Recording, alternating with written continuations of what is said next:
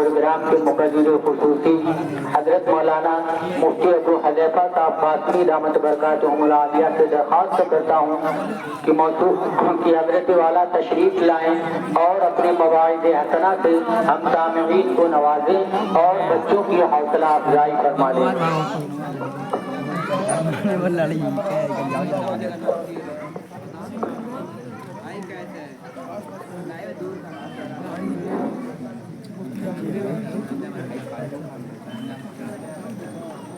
نحمده ونصلي على رسوله الكريم اما بعد قال النبي صلى الله عليه وسلم خيركم من تعلم القرآن وعلمه وقال النبي صلى الله عليه وسلم طلب العلم فريضة على كل مسلم او كما قال عليه الصلاة والسلام۔ آپ تمام حضرات کا تہہ دل سے میں شکر گزار ہوں کہ آپ نے اپنے اس پروگرام میں مدعو کیا، شرکت کی دعوت دی اور یہاں آ کر بچوں کا پروگرام دیکھ کر انتہائی خوشی ہوئی کہ بچوں نے اور ان کو تیاری کرانے والے ساتھیوں نے بڑی محنت سے کام کیا ہے۔ یہ یقیناً تعریف کی چیز ہے،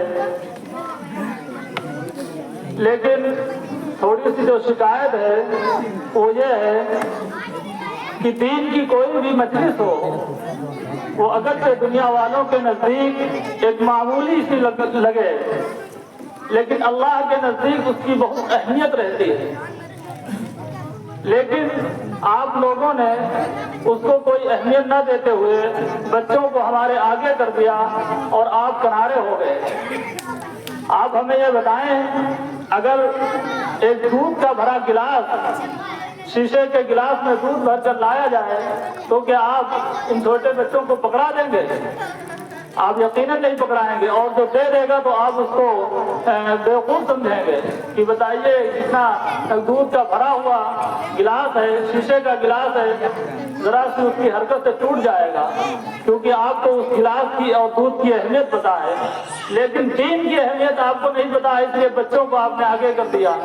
ارے دین کی اہمیت کی پیش نظر آپ کو آگے آنا چاہیے تھا اور بچے اس کے بعد میں ہوتے۔ تو بہرحال یہ بہت اچھی چیز ہے۔ میں نے جو حدیث شریف پڑھی ہے اس کا مطلب یہی ہے، طلب العلم فریضۃ علی کل مسلم، کہ علم کا سیکھنا ہر مسلمان مرد اور عورت پر فرض ہے۔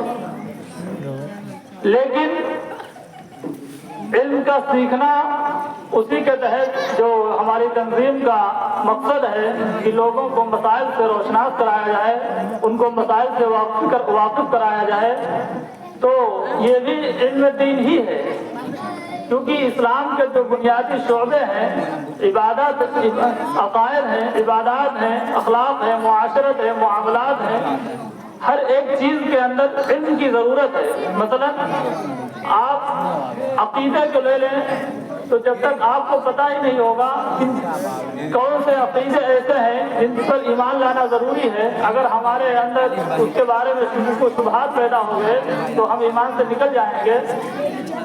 تو اس لیے نماز ہے، اس کے بارے میں بھی یہ ضروری ہے کہ ہمیں اس کے مسائل سے واقف ہونا چاہیے۔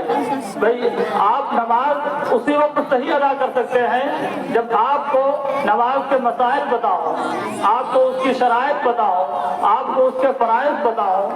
آپ چاہیں کہ ہم نماز ادا کر لیں، صحیح پڑھ لیں، تو بغیر علم کے آپ نہیں پڑھ سکتے۔ آپ کو یہ معلوم ہونا چاہیے کہ نماز کے لیے طہارت شرط ہے، قبلہ رخ ہونا شرط ہے، بدن کی پاکی ہو اور اس کے اوپر غسل واجب نہ ہو، وضو ہو، اس کے جو شرائط ہیں اور وہ جو فرائض ہیں۔ جب آپ نماز شروع کریں گے تو آپ کو قرات کرنی ہے، تکبیر تحریمہ کہنا ہے، رکوع کرنا ہے، سجدہ کرنا ہے، یہ سب علم کے اندر ہی چیزیں آتی ہیں اور انہی کو مسائل کہا جاتا ہے۔ اس لیے اس تنظیم کا جو مقصد ہے وہ بہت اہم ہے، بہت عظیم الشان ہے۔ اس کی اہمیت کے پیش نظر ہمارے بڑے لوگوں کو آگے آنا چاہیے۔ اگر وہ اس میں زیادہ دلچسپی لیں گے تو میرے خیال سے ان کے لیے بہت اچھی چیز ہوگی اور انشاءاللہ یہ تنظیم بہت زیادہ ترقی کرے گی۔ اللہ تعالیٰ سے دعا ہے کہ اللہ تعالیٰ آپ لوگوں کی محنتوں کو قبول فرمائے، اخلاص کے ساتھ کام کرنے کی توفیق نصیب فرمائے۔ وآخر دعوانا الحمدللہ رب العالمین۔